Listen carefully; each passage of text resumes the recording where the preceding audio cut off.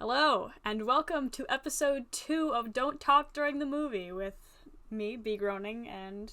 Luca Groening over in the corner. Yes. Episode 2 is going to be a bit more train of thought than, more so than episode 1, which was about our favorite movies. Now, we're getting a bit more to what we do normally, which is shit on movies. We tend to be more of those kinds of people. So, this episode is all about the worst movies we've ever seen. And from this, we're not just talking objectively about, Hollywood movies. There's going to be some movies on this list that some of you have probably never heard of before, and that's okay. We're going to do our best to explain why we don't like these movies and what they are and what their plot is, if they have a plot. Some of them, maybe more so than others. But starting off with, basic question: who is a director that you really don't tend to like the work of? Because we can kind of build off of that. So you're asking me this question? Yeah. Oof. Directors that I don't like. Well, and this is controversial, I really don't like Zack Snyder. I wholeheartedly agree with you. Now, to say that Zack Snyder is a terrible director is not true, because he's not necessarily a bad director. But my problem with Zack Snyder is that he seems entirely incapable of creating something original. And really, a lot of his films are just him taking a property that's well known, that's beloved, and like adapting it. Watchmen or Justice League. Watchmen, Justice League, all of the modern DC movies outside of, say, maybe Suicide Squads 1 and 2 and a few others are directed by Zack Snyder. And arguably even, I'd say, Justice League, the original cut, is kind of half directed. And half directed by the guy who did Avengers, whose name escapes me right now. Yeah, and we'll get more into Marvel versus DC and the whole DC properties, in the third or fourth episode. But Zack Snyder I am a very, very big fan of the comic Watchmen, the original Watchmen comic. And I get this is another kind of controversial thing to say. I don't really like the Watchmen movie that much. I think it is Zack Snyder's best work, but that doesn't make it good, in my opinion. I just think it's just not really a good adaptation of the comics. You see, that's where I disagree with you. Really? Because I actually think that I agree with you in the sense that Watchmen is definitely Zack Snyder's best movie. Yeah. I actually liked the Watchmen movie quite a lot. Now, is it comparable to the comic book? No, it's not as good. But I think that Zack Snyder did some pretty good stuff involving certain characters, and I think the casting was magnificent. The casting was the best part about the movie. I think that the acting was really good. Especially from characters, sometimes. Especially from my more favorited characters like Veidt, Dr. Manhattan, and Rorschach. Yeah. The characters that you really need to have good actors for, because all they do is make bolder, holier-than-thou assumptions and musings on humanities. I think of the Watchmen movie, all I can think of is the Ligma meme, where... Ligma balls. Yeah, it's pretty great. Yeah, that's a funny one. But yeah, I get what you mean. I think the visuals are well done. I think they're too black. I think the filter that Zack Snyder puts on every one of his movies, if you notice, he puts a filter. It's not the same filter. Well, no, because he's really bad at directing color grading. Same thing as like a lot of early Marvel movies, like Civil War and just Avengers in general. The first Avengers movie. Yeah, they all look like concrete slabs. They look like they look like TV movies. But yeah, they just don't have good color grading, which was changed in Guardians of the Galaxy moving forward. But before that, they just did not. Civil War came out. It wasn't like they were bad at color grading. It's like they didn't color grade their movies. They just took raw footage. But then you also get his amalgamation creations. And I don't discredit him for the failures of Justice League, the original cut.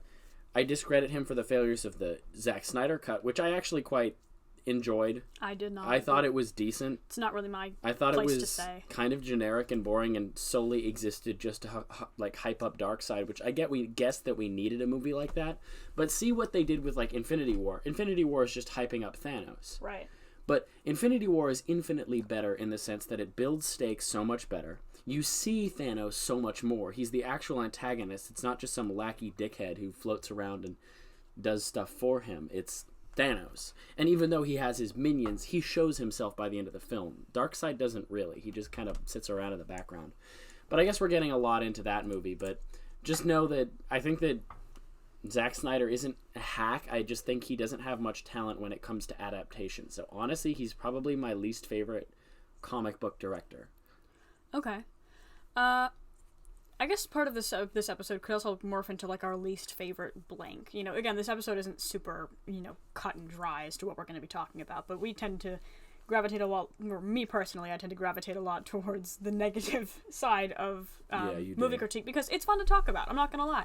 It's not that what's the thing that Anton Ego says? In many ways, the life of a critic, the work of a critic is easy. Negative criticism is fun to write and to read, and so therefore I tend to enjoy talking about movies I dislike more than movies that I like. That doesn't mean that I dislike more movies than I like. I tend to really enjoy most films that I see, but when it's you just more find fun that to little talk about. diamond in the rough that really sucks, It's just really fun to talk about. I guess my director that I tend to really not like, obviously, you've got the ones like, Michael Bay, M. Night Shyamalan. I think those are probably my two, because M. Night Shyamalan has, like, you've seen that he directed, like, 3 good movies. Two. I wouldn't push 2 3. good movies, and then just went to complete garbage. Like, I don't know what he's doing. I don't understand it. What is Old? Why does that movie exist? I don't know. Old is really bad. And Michael Split Bay is okay. Michael Bay Unbroken is kind of probably worse. infamous for his horrendous directing style. He's like trying to have a style like like a Tarantino or like a one of those directors everyone knows that has like Stanley Kubrick, where they all have a style that they just tend to pertain to. Michael Bay doesn't really have that because his style is just quick camera jumps. It's like just it's kind hard of like to the watch. antithesis of Wes Anderson. Wes Anderson's style makes the movie. Michael Bay's style interrupts the movie. Yeah, I'd And say you also, that works, this is not praising, Wes Anderson. I am not the biggest Wes Anderson fan. I like Wes Anderson's stuff a lot. Moonrise Kingdom is one of my favorite movies, but most of his stuff just has never stuck with me.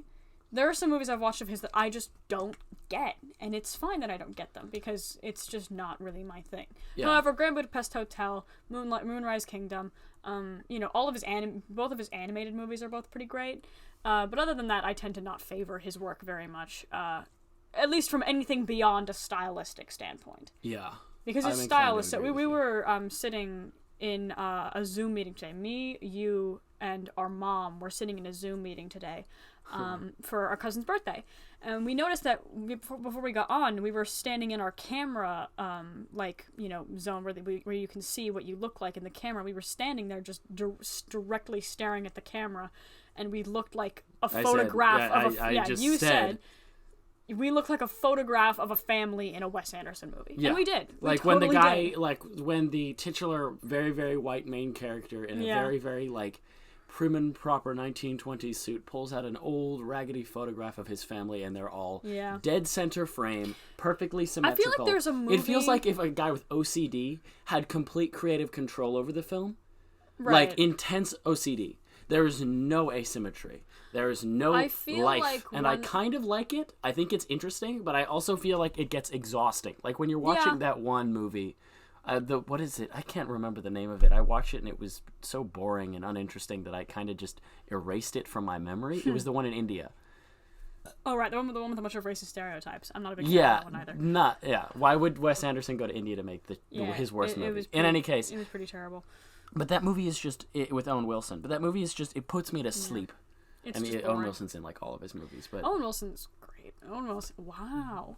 Wow, you really went for the original jokes. Wow. You're pulling out the heavy hitters here. I'm not. We should clarify. I'm not a funny person, so good luck, dealing with all my shit jokes. I wouldn't say you're not funny. I'd just say that you need to find your own material. Wow. In any case, yeah. But as far as directors go, I can say that definitely the ones on the lower end of my spectrum are just like, soulless action movie directors. People who feel like they have no input to put into what they've created. Just making a movie for the sake of making a movie. Agreed. And, that's oftentimes like... And then there's directors who get so full of themselves that I stop enjoying some of their work because they're so full of themselves. One of my great examples of this is Mr. QT, Quentin Tarantino. Has started to drive me a little bit insane. So I couldn't really watch and enjoy Once Upon a Time in Hollywood. One, because there's like no plot. and 2 because it makes fun of Sharon Tate, who is an actual dead woman, and it just feels very disrespectful. Yeah, real smooth Tarantino making fun of a murdered that was woman. horrible to watch because it's like they present her as this like ditz, and I'm like, this woman is dead. She was a brilliant actress like who was murdered. Yeah. And this guy is giving feet shots while also framing her as being some kind of idiot. Yeah, feet shots. Don't forget. It would be like it'd literally be like directing a film about like Princess Diana being murdered, where all it does is spend time either the camera like micrometers away from her toes 24/7, and or showing that she's an idiot before she gets into the car crash, and then making the car crash like about her, like she fucked it up. It's like it just feels insulting. Such a dick. Yeah, I'm just not a huge like I fan. get that Tarantino didn't like Sharon Tate. Yeah. Whatever. Tarantino is kind of a petty bastard, and he's been like that in his early career. Because the problem with Tarantino is Holier not that I don't like his movies. I actually really, really like his movies. And this is also with people like Stanley Kubrick. Stanley Kubrick makes up about like 90% of the movies that I like are just Stanley Kubrick movies. Yeah. But the thing is that I can't stand either of them as people. Stanley Kubrick more so than Tarantino. Tarantino's just full of himself. I disagree. No, Tarantino's just full of himself. Stanley Kubrick is an actual horrible human being. So you can stand the actual terrible person over a narcissist? No, I literally just said that I think that Stanley Kubrick is worse. Oh, okay. So Stanley Kubrick is far, far worse because he's a misogynist. He was a racist. He was just a genuine asshole with a brilliant directing style. Yeah. Tarantino is just a normal guy who you would like, Tarantino, I imagine, like, even with his face, like he's just, have you seen the he's guy? like a guy who would be like a friend of your friend you met in college.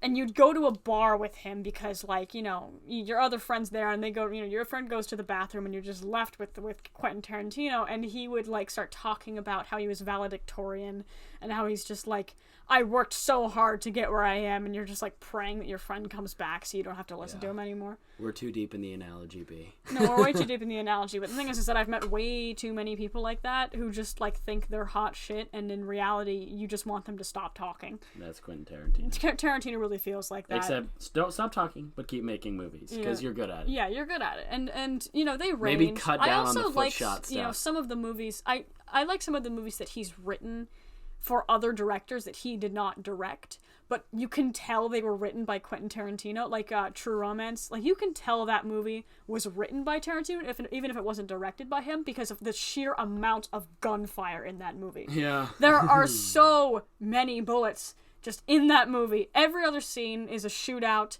There's, like, weird, quippy dialogue that doesn't really make sense. Yeah. It's just very Tarantino-esque, even if the physical directing style isn't such. Yeah. It's also one of the most 90s movies I've ever seen in my life that isn't, like, Clueless or something. Mm-hmm. But, nevertheless, directors like him, I really like their work. However, I do not like to think about them as people. Because it just annoys me. However, I do think his best work is Inglourious Bastards, and if you think I'm wrong, you're probably right, but it's my favorite, so.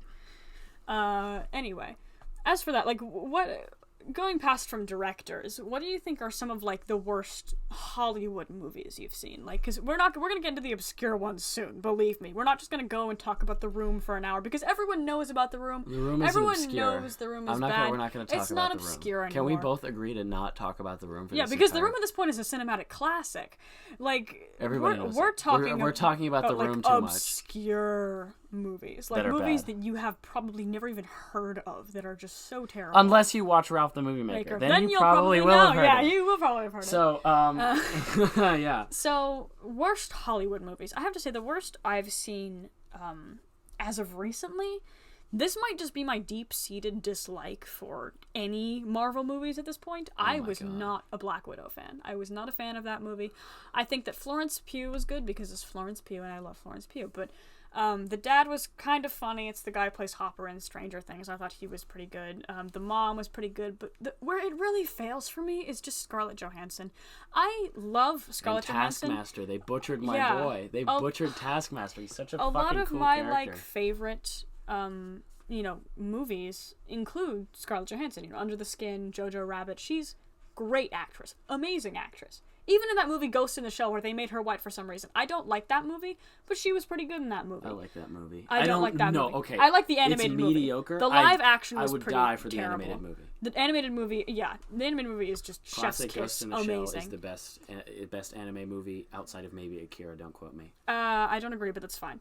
But anyway, like, I think that, you know, something about her as Natasha Romanoff in Black Widow, she has never, since they created her in that character, they refuse to let her act, if that makes sense. Yeah. Like, she just feels so boring. Like, she's such a boring character. I don't know why they write her like this. Yeah. But I, you know, even if I'm not, like, a huge fan, I'm able to find certain characters interesting or funny.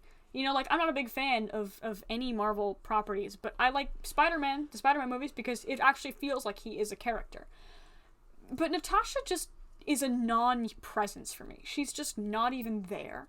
And when she is, she's not very funny, and her lines aren't delivered super well.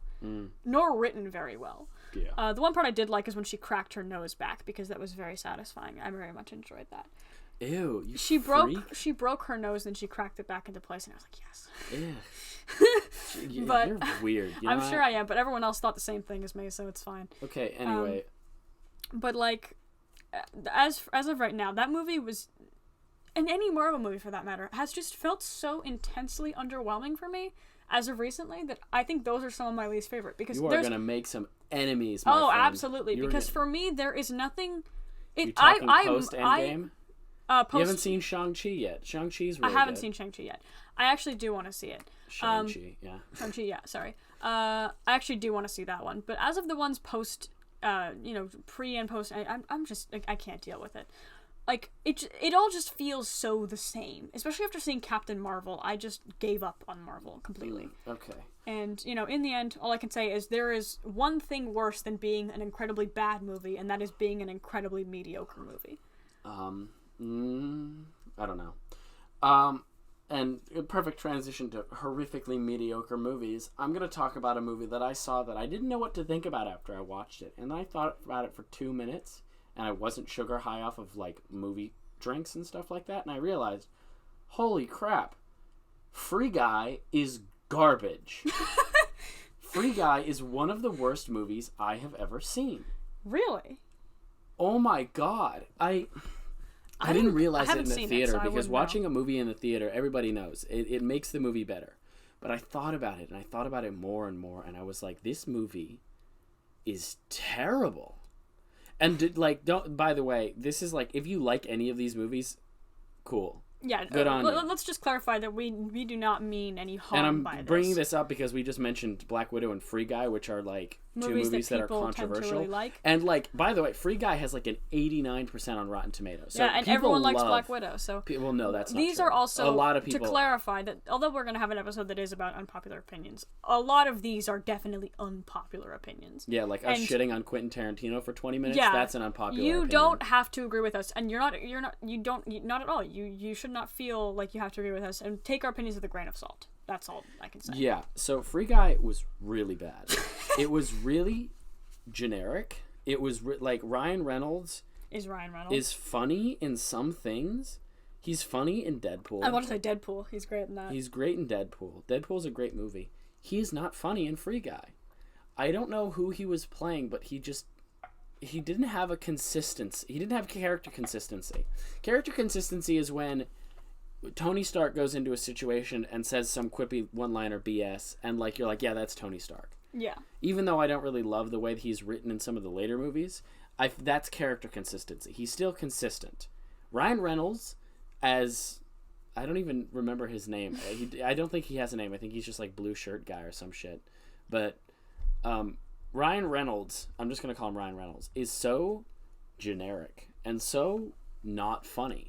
And the way he interacts with the movie, it's literally half the movie is the movie is a real identity crisis, like maybe 5 minutes into the movie, because it starts out as like a whole, like, oh, look at how absurd this is, because he's in a video game and because he's bumming around, and we're having Halo references, and only Halo references. Halo's the only video game, as far as I'm aware. The only reference video game As far as I'm aware, everything else is like generic kind of GTA 5-esque stuff with like, oh, there's a Halo Scorpion behind them. Right. You know, like, oh, there's a plasma rifle, or he uses like a pulse rifle or something. Right. Oh, the generic Halo shit. But like, what really does it for me is there's this scene, and I think this is when the movie started becoming horrible. This is when I realized, wow, this movie's really bad. Is he gets chased by these two coders, and the coders like implant themselves into the game to kill him. And from the second I realized it, I'm like, these people have never played a video game. The people making this movie have never played a video game. Being somebody who has had experience with horrible video game admins, like admins who are annoying and abusive of their power, this is not how it works. You don't enter the game to deal with somebody. Yeah, the admin will like Gmod T-pose, float through the wall, pick you up and pull you into a black room where he yells at you for 45 minutes about RDM, you know. But like, you're not going to have like them chasing you around, shooting you and morphing the ground around you. And then it just goes downhill from there. It just gets worse and worse. And then the second I heard about the boss, his name's Anton, I was like, oh no. Oh no. Like the way they describe him, he's like a douche. He's like really full of himself. And I was like, oh no, this character's going to be bad. And then he shows up and I see him from behind and he's like wearing this like patchwork suit. And I'm like, okay, they might be doing a funny hipster meme with this, right? Like he's wearing this like weird patchwork jacket. Oh, God. And the camera pans and I see a nose. I see like a nose and it's got slightly like, it's almost like mid spray tan colored skin. I'm like, fuck, it's Taika Waititi. What?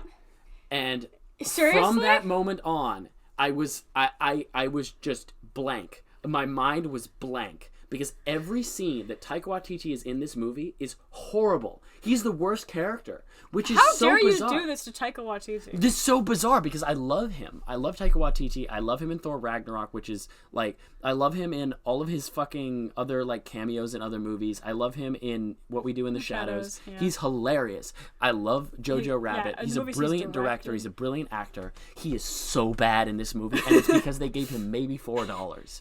He's supposed to be a villain, but he has no enthusiasm. He sounds exhausted.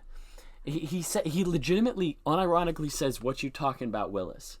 He says that in the movie. Oh, God. And it's just, there's so much going on. There's so many bad jokes. There's a scene at the end of the movie where it's Disney, like, jerking themselves off. It's just Disney being like, lightsabers, Hulk hand, freaking, he throws the Captain America shield, and it's just like, this is brainless. This is terrible. I hate this movie. And I wasn't thinking that in the theater because I was chatting with all my friends and doing other things. But like, now that I think about it, and now that I like kind of rewatched some of the clips and I watched podcasts like Jar talking about it, I realized like, this movie is terrible. Right. This movie is fucking awful. All right. And yeah, so that is my least favorite current like Hollywood production. It's terrible. Let me think. Like, okay, this one isn't super recent. I'm pretty sure, I'm not sure when this movie, like, came out, necessarily. But, I saw it something like 2 or 3 years ago, with my grandfather. This movie is Alita Battle Angel. I didn't hate it that much. Okay, hear me out, because, again, he doesn't hate it that much. The internet doesn't tend to hate it that much. People consider it to be a pretty, overwhelmingly not terrible, but not great movie. And I will be the first to say that I kind of agree with that. Okay, so the premise of this movie is that, because you probably didn't see it, that's one of the things I've seen. It did well, okay, in the box office, but most people that you talk to haven't even heard of it, which is so bizarre. This movie is a mixture of CGI and live action, very much CGI. The main character is animated essentially to look like an anime girl because the original is a manga. And the manga, by the way, is really good. Really so good. You should read the manga, Alita Battle Angel. But yeah.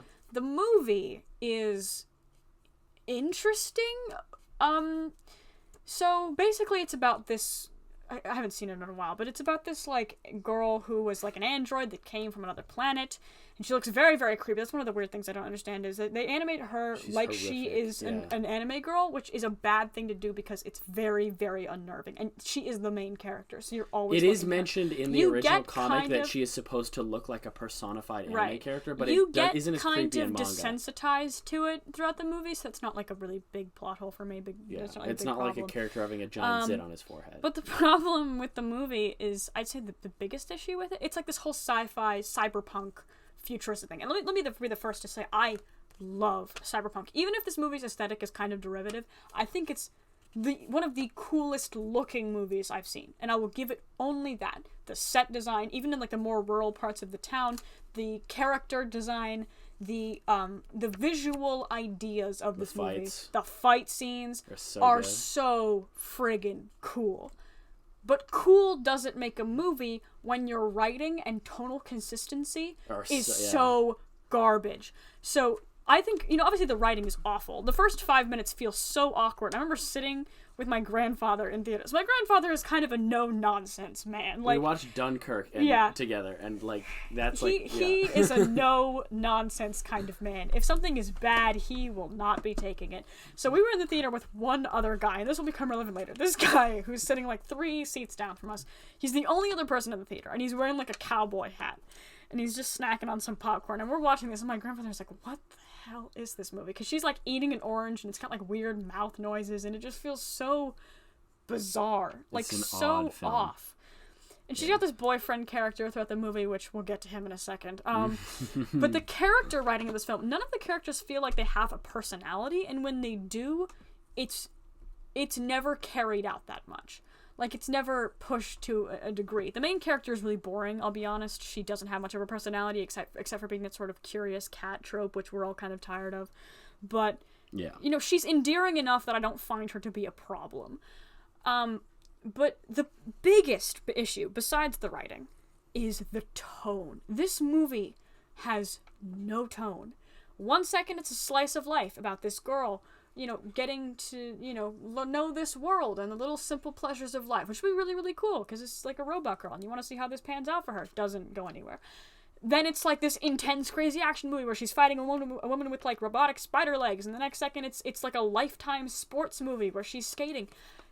The problem is that they try to fit every aspect. You sound exhausted talking about it. It's like they're trying to fit every aspect of the manga into one movie. The tonal whiplash is just taking your head off. Because the whole film. Here's I the agree. thing. Because here's the thing. But I didn't hate the movie. I don't have a problem with having multiple tones in a movie. A lot of my favorite movies have very drastically changing tones.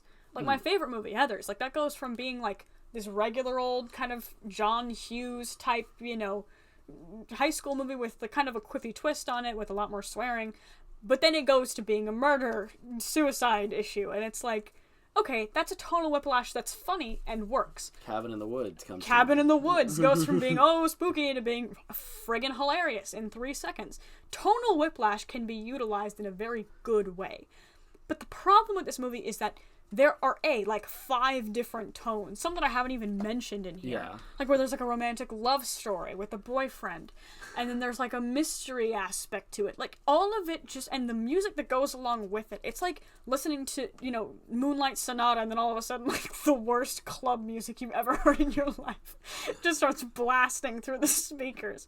And you're like, where did this come from? That's the kind of thing that this movie's experience feels like. And I want to spoil this because, again, I don't think you should see this movie. It's not worth your time for the story, at least. If you want to watch it for the visuals and imagination. It's a fun movie to watch, but if you're not thinking too hard about what's going on. Yeah, because if you're there for the story, you are not doing this right. Which is why I don't hate it. But the thing is that she hates I it. I don't hate it. I just really don't like it. But there it's in your, least favorite modern production movies, though. But there is a scene that makes the entire experience worthwhile, but not in the way that you want it to. Basically, what happens is that they're climbing up this thing, and the boyfriend's already like lost half of his body, so he only has like the top half of his body. He's a cyborg. This is not like him being bisected. Yeah, and that would be he cool. has robot legs. So he has robot legs. But halfway, they're climbing up this like giant tube thing to get to the top of to get to like this like floating island, right? So they're climbing up this thing, and like there's like, this giant razor thing that looks like something out of the labyrinth that just comes and tries to attack them, and basically what happens, he loses his robot leg, so he is half of a man. He is the top half of a man right now, and he in slow motion with the most overly dramatic music ever falls to his death. So he dies, if that's any spoilers for you, sorry. But he's the top half of a guy, so it's just his torso, but like a badly animated torso, so it looks like a little bit off in some ways. Yeah. That's just falling like in the most dramatic pose off of this tower with this super intense music, and the guy next to us in the cowboy hat just starts laughing. He's like, oh my god, what is this? Because that's the point in the movie where you sit back and you're like, what in the Sam hell am I watching right now? Yeah. Like, I've been sitting through this for almost, I mean the movie's almost 3 hours long. Like, for almost 3 hours, I've been sitting here and watching this garbage and haven't questioned it. And now I'm sitting and I'm like, oh my god, what is this? And I still don't know. I only saw the movie once. I don't really want to see it again. I would watch it again with some friends for, like, the meme of it. But, I mean, other than that, I think the only other issue I have with it is that the 3D action scenes kind of feel like that 3D Spy Kids movie where they're trying really, really hard to show that it's 3D. So they keep doing that same jump action shot that we've all seen. You know, where she's, like, slow motion jumping through the air through something or avoiding something, and it's just, it kind of loses its interest about halfway through, but that's fine. It's not like it's kind of more of a nitpick. But other than that, that movie is one of the worst I've seen in theaters because I think that half of the film wasn't even thought through. Yeah. Like, they didn't even think about it. They just went with aesthetics and nothing else. And, you know, again, the aesthetics are the strongest part, but the other half of it just feels empty. Anyway, that was my spiel. You had Free Guy, and now I have Alita, not Akita. Alita Battle Angel Alita and Battle Black Angel. Widow. And Black Widow. Okay, so let's go on to the final portion of the video. The most obscure, Horrible. Or just, horrible honestly, movies. just the worst movies we've ever seen. Yeah, the worst movies. Because, honestly, the worst of the worst are the ones that you, like, We should start on some less bad ones. Because I know what my worst is, because I I think, as far as the final one, you know what one I'm going to talk about. I don't think you've seen that movie. So I'm going to be the one talking about that, because I don't think you've seen the one I'm thinking of. Okay, well, I'm going to talk about the one we agreed to discuss at the end. Right, okay. You know? Huh? Okay, yeah. So we're, like, mouthing things to each other right now to clarify, because we didn't write anything down here. But as for some of, like, the less bad ones, this one I tend to enjoy just out of novelty. The movie Love on a Leash. So I don't believe you've actually watched the full movie. I've watched the full movie. Okay, I was about to say, I wouldn't blame you if you haven't. I watched the Ralph video, and then I watched the full movie. We're a big fan of the movie channel, Ralph the Movie Maker, which, if you haven't seen his stuff, go watch it. It's really, really funny. But there's a movie he reviewed that is I put it on the less bad, even though it's objectively one of the worst movies I've ever seen. It's just such an enjoyable movie to watch. Yeah. Like, it's just so funny how ridiculously stupid this movie is. And nothing about it makes any sense. So I'm going to clarify a little bit about the background of the movie itself. I do not remember the director's name, I'm sorry. She is a woman who does not speak English, at least not very well, as said by many of the actors, which, you know, obviously is a bad thing when you're writing a script for a movie in English. And that's one of the things you can really, really tell when you watch the movie, is that, before we even get into the plot of the movie, which is, don't worry, it's just as bizarre, is that, you know, you can tell that the inflections in the dialogue and the writing and language itself was definitely written by someone who doesn't understand exactly how the functions of the English language work. And this is not, like, bashing her or anything. Obviously, you know, she's, you know, doing her absolute best, and I don't blame her. But the thing is that there are some lines in this movie that just sound so bizarre. Like, you know, like, there's a scene where, okay, so here's the premise of the movie. Is essentially there's this guy who is transformed into a dog by, like, an evil witch or something like that. And he has to make a human fall in love with him, and it's told to him by this like fountain in a park. And so he meets this girl who likes wearing green all the time. We'll get to the green aspect because for some reason it's very important to the director that she is wearing green. Everything she owns is green. And this movie is filmed on one of the worst cameras I've ever seen. And the audio, again, we'll get to that in a second. But he, finds this girl. She's like blonde. I don't remember her name exactly. But she, basically, her and her racist stereotype friend are hanging out at a park. And he like goes up to her and he follows her back home, and she names him Prince. And so Prince the dog and this girl, he's trying to like woo her. Now, the problem with this movie is I can't really discuss it in a meaningful way because the plot, A, does not exist, and B, is sectioned in these very weird side plots. So like every like beat of the story, it's not like they happen all at once. It's like something happens, that plot line ends, then another thing happens and that plot line ends. Like there's no subplots, it just happens in segments. So there's one about like a guy who asks her out who turns out to be gay, and it's one of the weirdest things I've ever seen. There's a part about like he's not even a bad actor. Yeah, there's a part about he like looks at her through they work at a clothing store and he like parts the clothing to talk to her. It's the funniest thing in the world. And there's one about like the racist stereotype friend and stuff like that. There's one about the dog, sorting clothing at a shopping store and then becoming like part of an advertisement, and it's just the weirdest thing. But basically the overarching plot is he has to have this girl fall in love with him while, sometimes being a dog, and then at one point in the movie he turns into a human, and then at some point he's only a human at night, even though they don't keep to that because he's out being a human in the daytime. It's the weirdest thing. But basically this movie is just so fundamentally broken.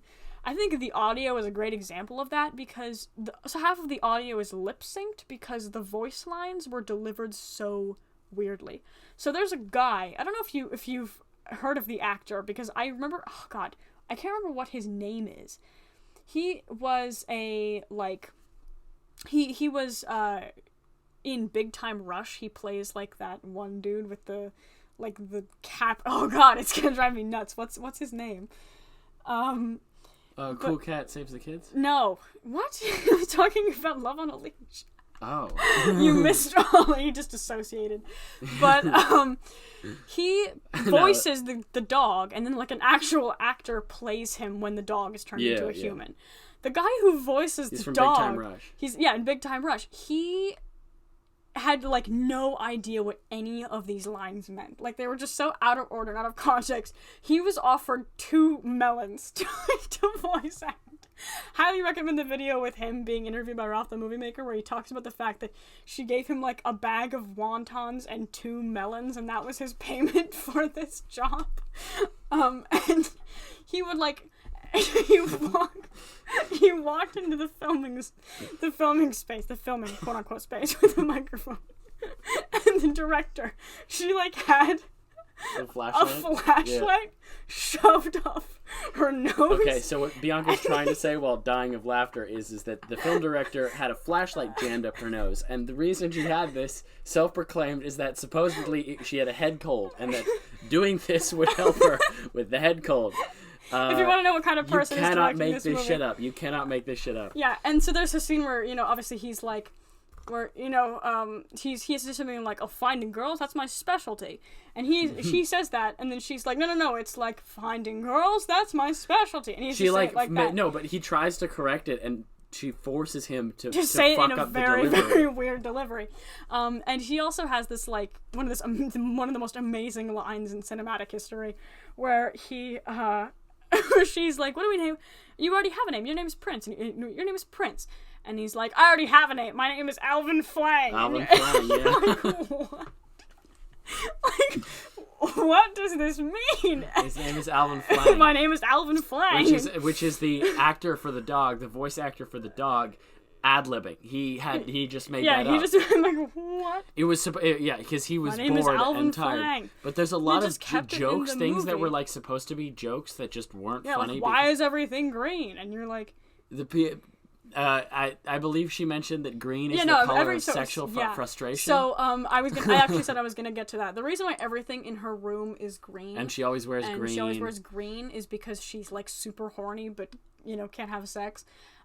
Which is like a Chinese proverb, it's or so something bizarre. like that. It's like green is associated with like sexual frustration, and so this director just made it so they have like it has to be green. Yeah, and they have like the most uncomfortable sex scene about like halfway through the movie. Yeah, that is just funny story. The actor for the guy and the actor for the girl ended up getting married, and they ended up having a kid, which is so weird. But not the actor for the dog, the actor for the guy as the dog. Because remember, it's two people. Yeah, for some reason they couldn't just have the actor for the guy just be the voice actor for the dog. Yeah, couldn't have that. They had to have two people to make it more confusing. I think that like another personal favorite like thing. Can I say one maybe?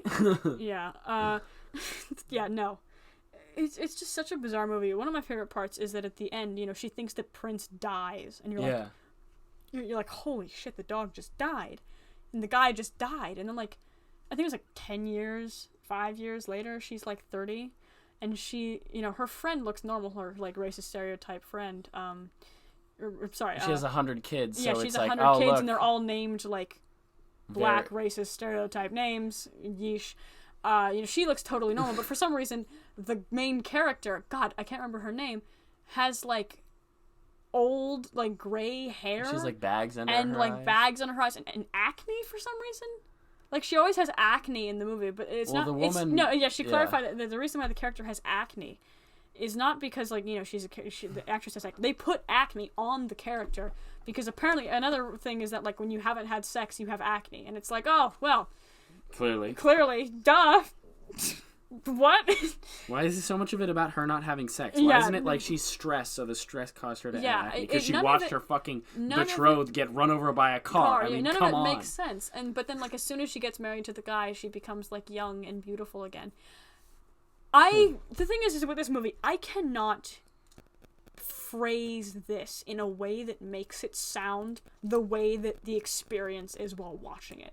I've been trying this whole time. You can tell that my rambling hasn't been the most coherent thing in the world because there is no way to describe this movie. It's insane. It has to be seen to be believed. Watch it. It's really simple to find. Because it's everywhere. It's everywhere. You can watch it on YouTube.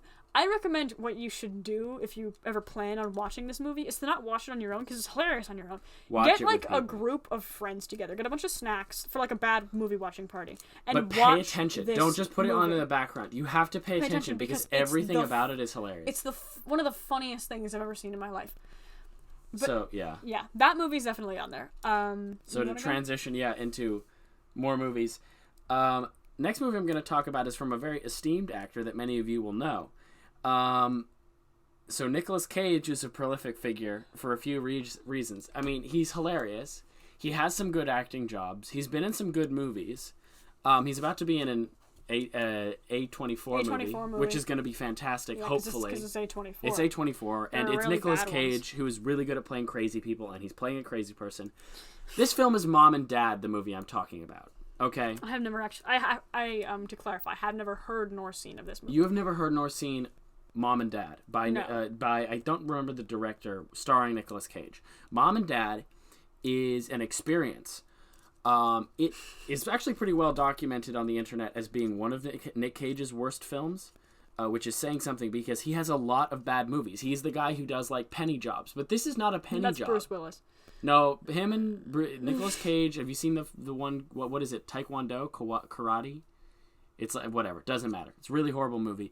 All you need to know is that this film is special because this film is riveting. You are in your seat the whole time, and not for the reasons you would think. The acting is insane. It's Nicolas Cage crazy. It's Nicolas Cage crazy. And unfortunately, all the characters surrounding the main characters are really not good and not like funny. But Nicolas Cage makes the movie. I have never heard a man ragefully shout anal beads.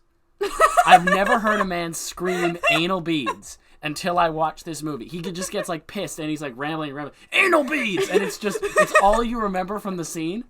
But it's so funny. Just Jared Leto when he plays the Joker. So basically the plot of the film is really dumb. It's just like there's this thing that goes around. It's like a virus, I think, that causes parents to want to murder their children, right?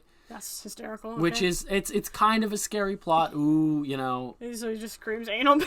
But like, so the mom goes all homicidal and the dad goes homicidal, and they start fighting each other, and then they go after the Is kids. Nicolas Cage the dad? Nicolas Cage is the father. Okay.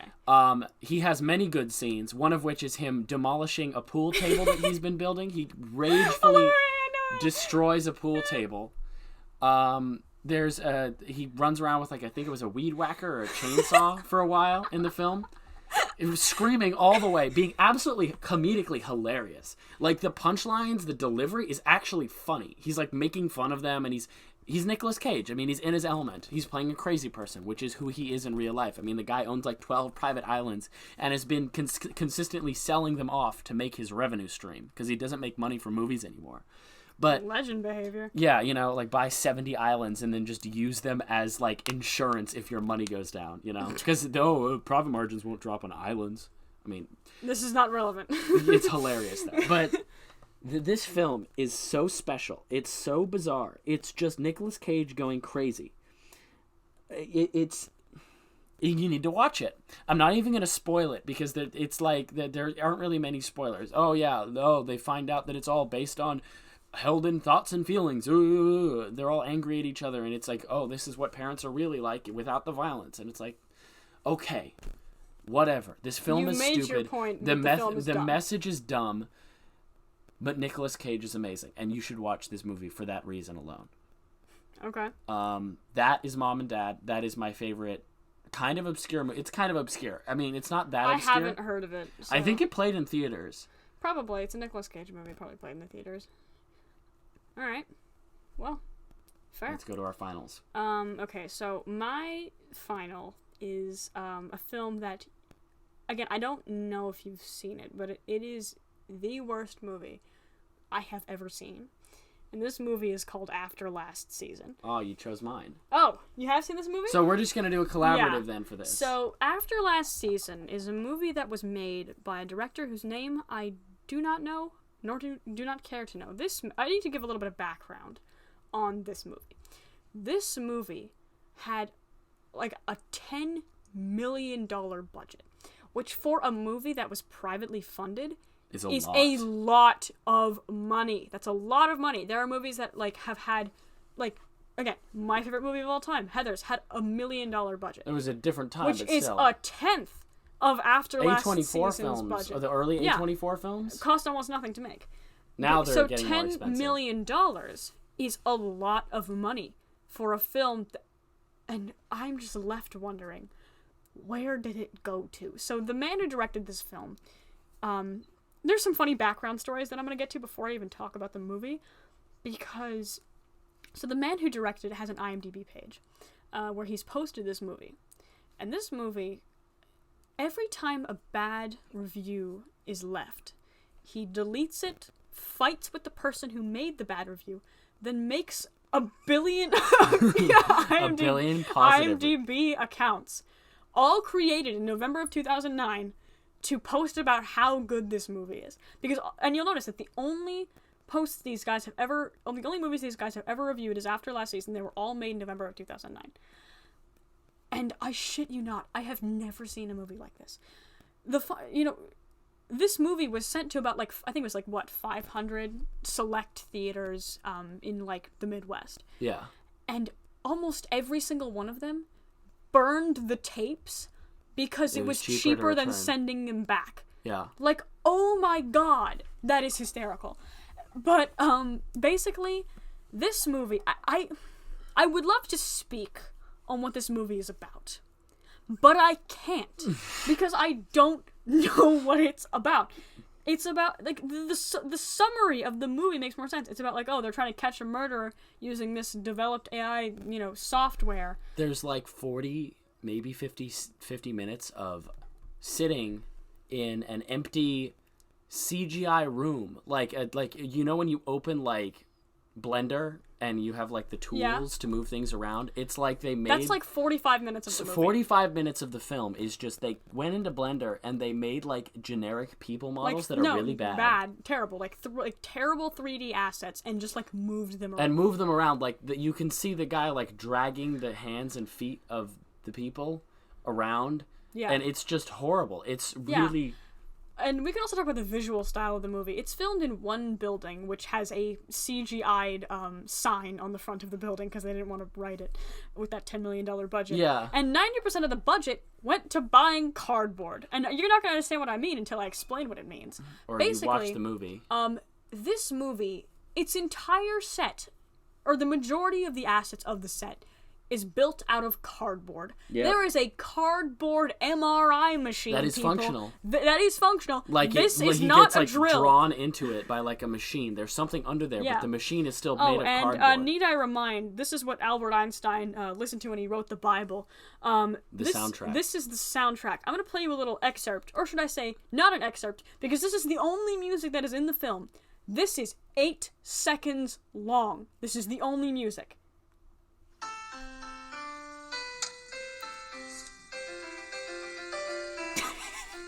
No, you missed the first part with the title crawl. Well, that's it. There's no visual No, for it. dun dun dun dun. Remember Yeah. where like it's just Sorry. a guy pressing random keyboard? It's like a child hit a keyboard for like a minute. No, not a minute. Sorry, 8 seconds. That's all you get. And don't let the audio deceive you. The sound that's coming through is not the sound of the microphone picking the music up badly. That is how it sounds. You can see like the clicking of keys and like the of the audio recording stopping at the end of it. Yeah, no, it's just terrible. The editing is terrible. The acting is not even there. Like, it's like, oh, have you been to this town before? No, but I've been through it. And that's like the entire interaction. And you're just left being like, what just happened? Why did we say this? They're like reconstructing a murder because they're trying to figure out a murder. It's so weird because but we never find the murderer, and we don't like find. And there's a ghost at the end of it. It's just baffling. Yeah, like the movie, he starts doing a virtual insanity and starts moving around all the furniture. Yeah. No, Yeah. it's just, again, it's a movie that has to be seen to be believed because it doesn't feel real. It's not like real. it's like what is this? I've never met anyone who's seen this movie. I've only seen reviews. There's of it only online. like 2 people who've seen the movie, and there's like 2 reviewers who have talked about it. It's just a movie that it's not even like a fun movie. And mind to you, we watch. got the idea to watch this film. Both of us got this idea from watching Ralph the Movie Maker. I can't credit this guy enough. He's like completely inspired my taste in horrible films. Yeah, because he's so all good the at finding Lifetime movies, the Lifetime films. Yeah. But he specifically found this movie, but from some guys who found it, and he talked about it in a review. And after that, I watched it, and it was fantastic and terrible. I do not regret. It's so weird the time because I I spent. don't regret watching the movie. However, it's not a movie like Love on a Leash. I cannot Rewatch it. I can't rewatch it. A and B. It's torture I to watch. cannot like imagine going and being with my friends and having fun watching this movie. It's just not a fun. Bad movie. Boring. It's just a bad. Nothing bad happens. movie. It's like people failing at small talk for 2 hours in a cardboard Yeah, set with and horrible again, front lighting. like, I where highly- everybody looks like they're staring at this visage of the sun the whole movie. It's just terrible. Like I simultaneously tell you that you should never watch this, and also highly recommend you watch it just once. If you're deranged. Because once again, it's a movie that I cannot put into words how bizarre it is. And it's kind of weird that we're doing a podcast about movies with movies that we can't really describe. But it's like, holy shit. It's just it's like an entity. It's something in and of itself that I cannot even speak. So watch it or don't, but like at least look up a few clips from it because you will know what we mean when we say this movie is like grim, but like not grim in tone or in plot, like grim it's as like in macabre. it's like, macabre, it's bizarre, it barely feels human. It's so strange. It feels like an out-of-body a experience. machine created programming for humans based on abstract concepts. Yeah, so like if you had Like a light, robot, sound, yeah, dialogue. like the lighting is terrible, the framing is terrible, the shots are terrible. I just like to imagine what they did here was we that can't they even make showed, film critique because there's no actual like was that film. they showed like a robot, 3 scenes from the Mummy Returns movie, and then had it listen in on 2 human conversations and Why said the Mummy Returns? because of how much talking there is in that movie. Oh yeah. And then, but only 3 scenes of it. Only 3 exposition scenes, which make up about 90% of the plot. 3 scenes from The Mummy Returns and 2 human conversations and maybe like 1 shot from some random like average middle of the road film and said make a movie, and it did. It's so funny how it tricks your brain into thinking that you're going crazy. Because when you see when you say it's so boring for hours, and then action happens and you get excited. You're like, things are happening, and then you're it not just stops. you're not excited because the action is engaging or awesome. It's because it's a break from the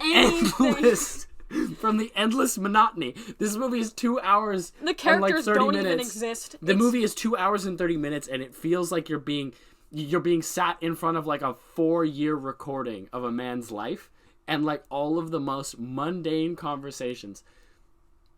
And everything looks like an insane room, like the rooms they lock you in to make you go crazy, the sensory deprivation, because there's nothing there. It's just like, oh, here's the most boring wallpaper in the world. Oh, here's 20 rooms full of broken Venetian blinds.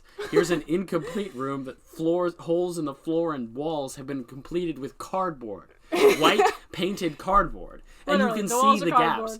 Like, some of the walls and the construction of the rooms, to make it look different, they just add cardboard in some areas, and they're like, yeah, it's a different room.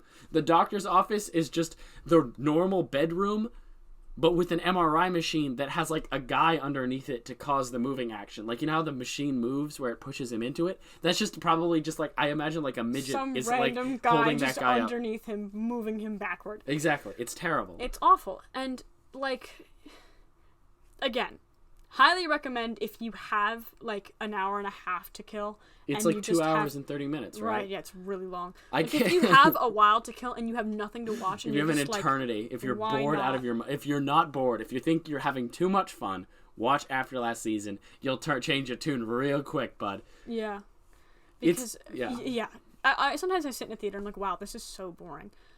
I realize it will never be as bad. It will never be that bad. Never. You hit the peak. You've hit the lowest point. Yeah, you've hit the lowest common denominator here, and you can really tell. It's not even the lowest common denominator, because that would mean people have seen it, but nobody's seen it. No one's seen it, so it's completely This is not obscure. a film for the stupid, unwashed masses. This is a film for no one. This is a film for the director. It's completely and utterly inaccessible. It's like the guy who wrote that awful book Empress Teresa, which I have read, by the way. So if you're kind of, I'm not a huge reader, but I do like reading really bad books. I've read Onision's books. I've read all the Twilight books. I like to read bad books. Empress Teresa was one of those books. And it's the same level of defensiveness and inability to accept that you've done something wrong with the director of After Last Season as with the author of like a Empress Derek Teresa. Savage of Cool Cat Saves the Kids fame.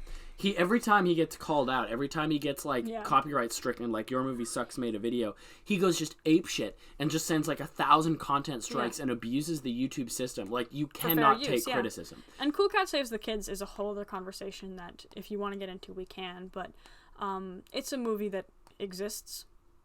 Yep, it exists. It's bad. It's bad. Really bad. But my favorite line from the entire movie is, "Where's Cool Cat?" No, there he is. No, the best line from the movie is the bully character who has like long blonde hair. I feel like picking on someone today. And it's I like, love that. Said no bully ever. Said no one ever. Boy, I feel like picking on someone today. It's like, yeah, when I wake up and I don't just exist, I guess. No analogy. No analogy, just confusion. But yeah. Talking about this film is tiring. Watching this film is a suicidal action that only people who are deranged and like seek pain, masochists, that's it. Yeah. Masochists. It's a film for masochists. This film is masochistic in its nature. It is evil. It was made to make people waste time and question the existence of God. And like, frankly, I would not be an agnostic today if I hadn't watched After Last Season. I would not. Because now I need proof. Because after seeing what I've seen, there's a lot going against old boy up in the sky. He didn't protect you from this. He didn't protect me. It's like the old. They say God gives his strongest soldiers their toughest battles, bro. I'm not that strong. I wasn't that strong. It's like the Catholic people in the Black Plague. They're like, why would God do this to us? It's horrible. This is us with After Last Season. Yep. In any case, this has been an engaging experience, and I hope that y'all enjoyed it. Us pretty much whinging about terrible movies for maybe I'd say around in half an hour. Yeah, to an we're hour. we're on GarageBand, so I can't really tell how many bars equals a minute. Oh, hey, we've spent 1,771 bars. Yeah. You tell me what the hell that means, because I sure as hell don't know. But anyway, thank you so much for watching, for listening, and for enjoying this episode of Don't Talk During the Movie, and we will be seeing you next time. Please watch one of the movies on this list. One of the lower end. Yeah, Don't watch like Free Guy or friggin' Black Widow. Yeah, watch like one of the bad ones. Believe me. Trust me, it's so worth it. Anyway, thank you very much, and we will be seeing you next time.